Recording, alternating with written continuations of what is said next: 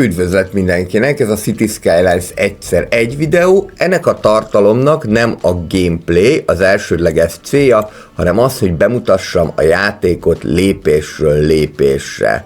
Éppen ezért ezek rövidebb tartalmak, mint a hagyományos gameplayek, viszont hogyha te teljesen új vagy a Cities Skylines világába, vagy szeretnél a játék különböző fejlődési szakaszaival kapcsolatos tippeket, trükköket kapni, akkor ezt a tartalmat neked találták ki. Ez a Cities Skylines egyszer egy, lássuk, hogyan fogjuk tovább építeni Forestville-t.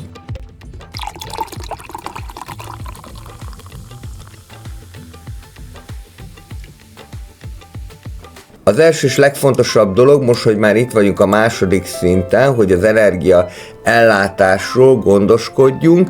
Ez egy ideig még a szélerőművekkel fog működni, illetve hogyha te olyan terepet választottál, amely nem igazán szeles, akkor kell neked szén, illetve olajerőműveket építeni.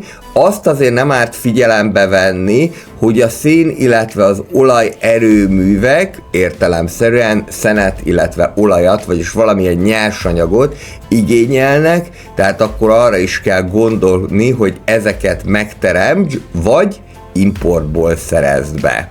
Az előző alkalommal ugye csak az első szintig jutottunk el, a Little Hamletig, és ez a tartalom alapvetően arról szól, hogy minden egyes részben egy-egy újabb szintet megugorva mutatom be a fontosabb funkciókat a játékban.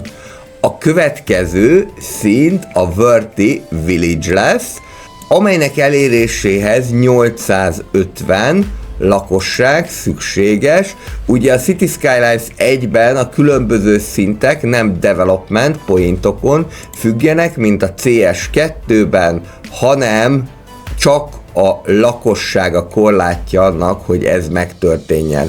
Ami miatt most pauzálom a játékot, az az, hogy most már a szemétszállítás megoldása az egy égető és sürgető feladat. Alapvetően én mindig a szemétteleppel, vagyis a landfill-lel szoktam kezdeni. Több különböző lehetséges alternatíva van. Van a szeméttelep, van az újrafeldolgozó központ.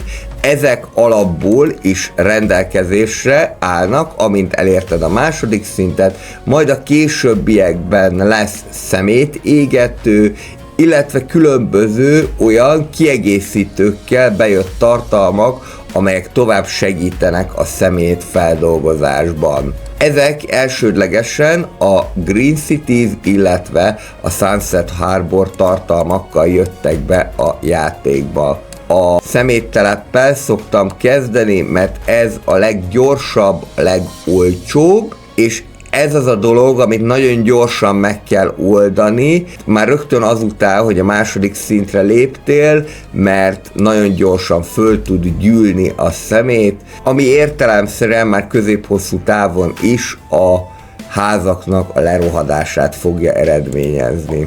Rögtön a második szinten már több különböző dolog válik elérhetővé, a szeméttelepet már mondtam, az tulajdonképpen egy must-have dolog, illetve van iskola és kórház is.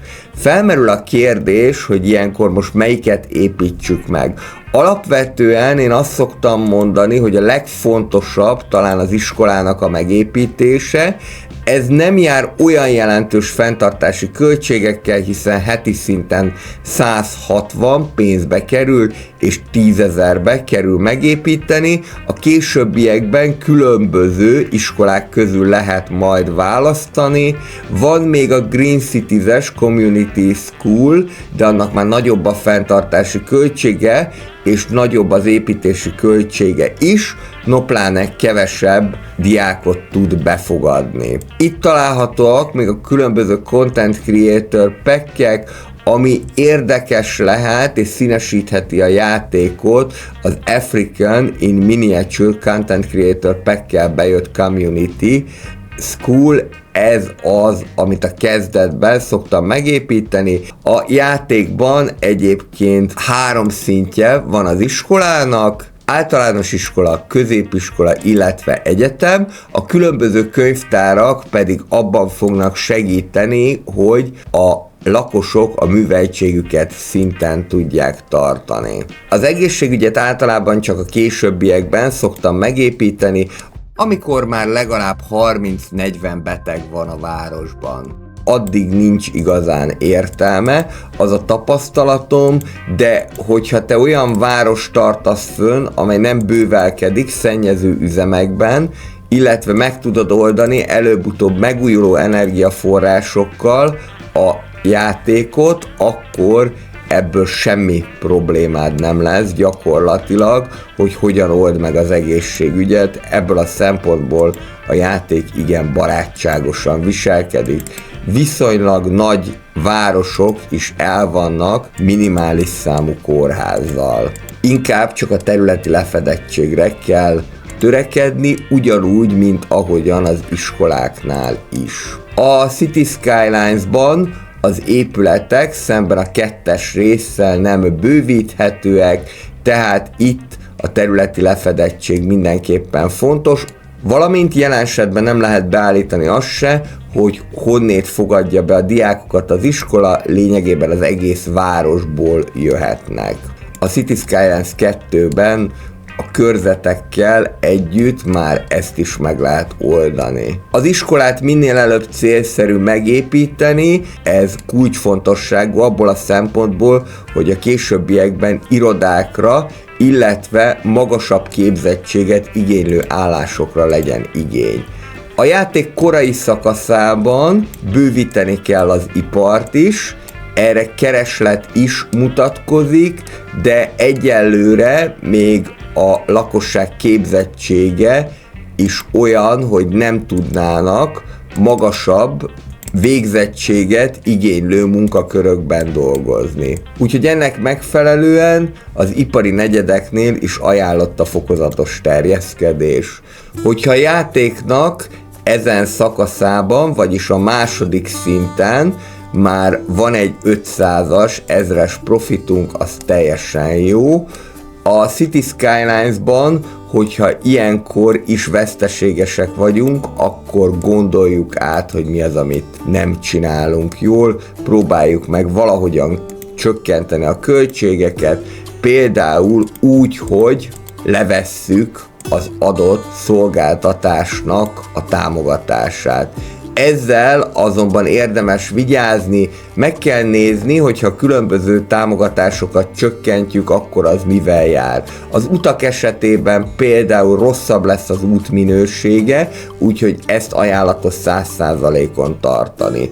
Az energia és a víz esetében a kapacitás lesz kevesebb, tehát itt meg lehet gondolni azt, hogy lejjebb vegyük a támogatást. A szemétszállítás esetében viszont kevesebb kukásautót fognak kiküldeni, tehát itt erősen meggondolandó az, hogy csökkentsük a támogatást. Egészségügyünk egyelőre nincsen, de itt is a mentőautók számát fogja az meghatározni, hogy mennyire támogatjuk az adott szektort, ez pedig a különböző oktatási intézmények befogadó képességét fogja meghatározni.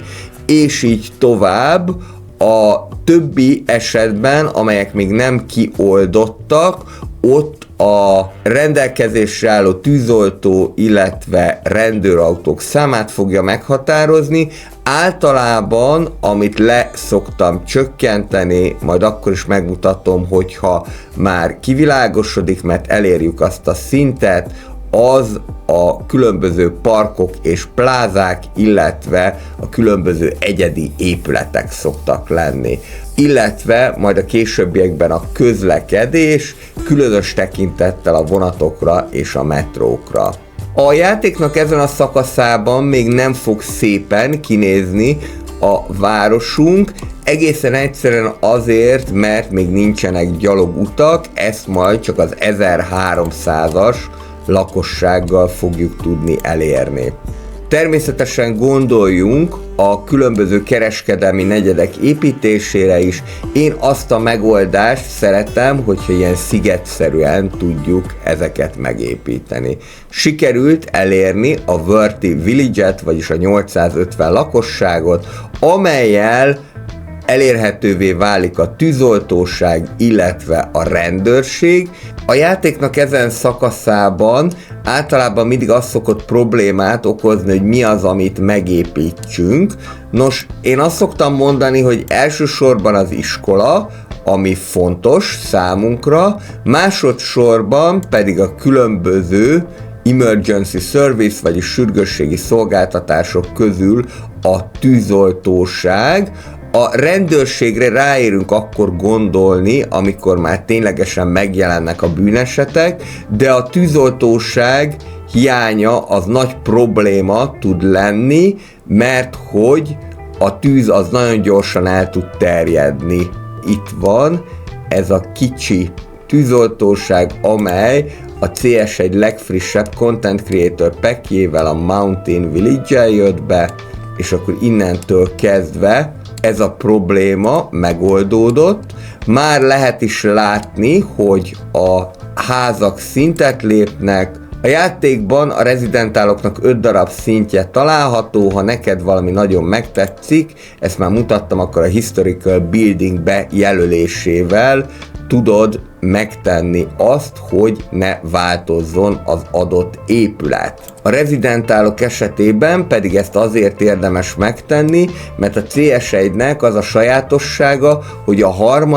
és az 5. szinten jelentős változáson mennek keresztül ezek az épületek. Az 5. szintre vannak olyan házak, amelyek már elveszítik a kertvárosi jellegüket, és valami nagyon modern épül fel.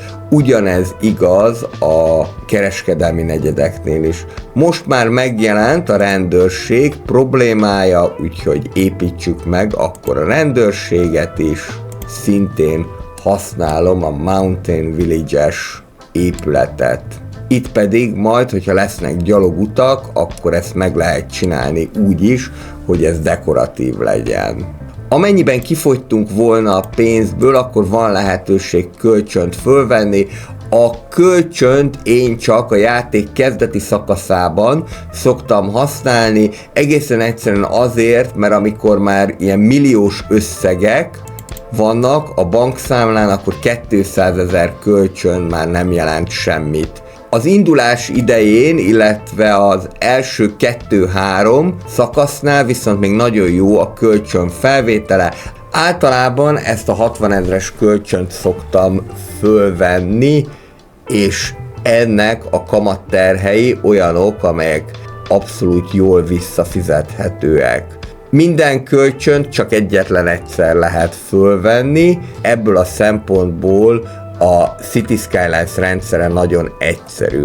Ha az adókat nézzük, akkor ajánlatos ezeket ilyen 9-10%-on tartani, általában 11-12% fölött szokott már az probléma lenni, hogy túlságosan magasak az adók, és ezt a játék ki is jelzi. A túlságosan magas adó az értelemszerűen visszaveti a keresletet, tehát ezért mindenképpen kerüljük el az alkalmazásukat, valamint hogyha nem tudják kifizetni a különböző vállalkozások, illetve rezidentálok az adókat, akkor akár le is romolhatnak.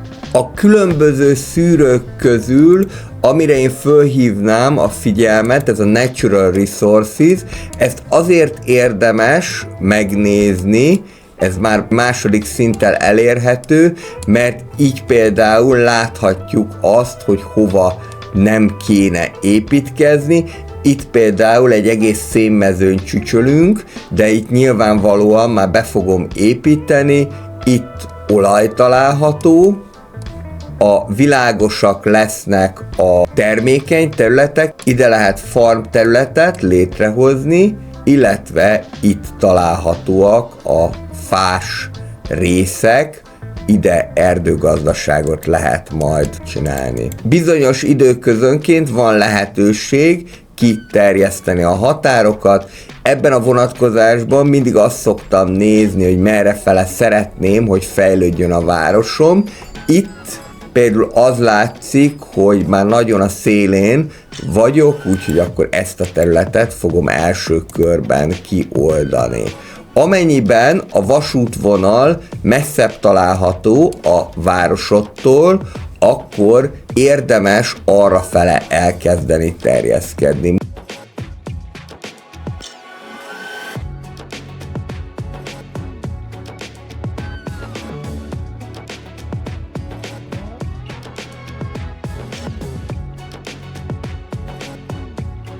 A Bridges and Pills Content Creator Pack segítségével pedig akár egyedi hidakat is építhetünk.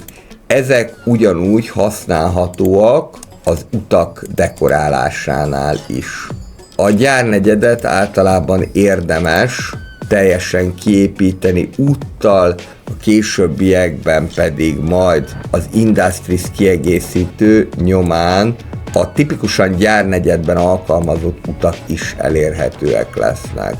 Semmi probléma, hogyha az elején még tömegesen építkezünk, mert a későbbiekben a gyalogutak, illetve a parkok megjelenésével ezt majd úgyis ki lehet javítani. Arra azért vigyázzunk, hogy ne túlságosan sok rezidentát hozzunk létre egyszerre, mert akkor halálozási hullámmal számolhatunk a játéknak egy bizonyos pontján. Alapvetően a halálozási hullámok persze a nagyobb népsűrűségű házakat érintik, hagyományosan a kisebb népsűrűségű házakban laknak a családok, így ott garantálható a szaporulat. 42 beteg ember láttán már érdemes azon elgondolkodni, hogy legyen egy klinikánk is. A klinikát általában olyan helyre szoktam tenni, amely forgalmas, vagy majd a későbbiekben forgalmassá fog válni, figyelve arra, hogy a mentőautók azok pedig nagyobb forgalmat fognak generálni az előtte található úton. A játékban különböző méretekben elérhetőek a zónázott épületek, a legkisebb az 1x1-es, míg a legnagyobb a 4x4-es. A City Skylines 2-ben a legkisebb az 1x1-es, míg a legnagyobb a 6x6-os épület. A nem zónázott épületeknél viszont természetesen találunk jóval nagyobbat is. Amennyiben úgy találjuk, hogy rosszul állunk anyagilag, de van profitunk, akkor érdemes kicsit pörgetni a játékot és megvárni, míg befolynak a pénzek. Amennyiben minden rendben van a városban, és általában ilyen kisvárosoknál, hogyha megépítettük az alapvető szolgáltatásokat, akkor olyan nagyon nagy probléma még nem történhet, akkor egy idő után föl is fog jönni egy olyan szintre a költségvetésünk, hogy abból már tudjunk építkezni, de hogyha valami olyan épület lenne, amit rendkívül szükséges lenne megépíteni, például egy középiskola, akkor érdemes megfontolni a kölcsön felvételét.